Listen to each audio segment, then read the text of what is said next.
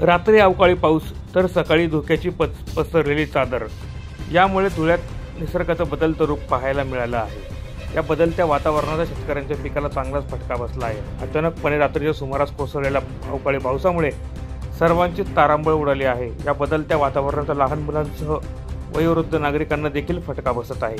हवामान खात्याच्या अंदाजानुसार धुळे शहरासह जिल्ह्यात 2 दिवस पाऊस पडण्याचा अंदाज वर्तवला होता। हवामान खात्याने दिलेल्या अंदाजानुसार रात्रीच्या सुमारास अचानक पावसाला सुरुवात झाली।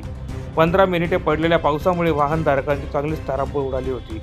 तर रात्री पडलेला पाऊस आणि सकाळी धुक्याची पसरलेली चादर, यामुळे धुळेकरांना निसर्गाचं बदलतं रूप पाहायला मिळालं आहे। मात्र या अवकाळी पावसाचा बळीराजाच्या पिकाला फटका बसला आहे। प्रतिनिधी सुनील निकम, माझा महाराष्ट्र न्यूज, धुळे।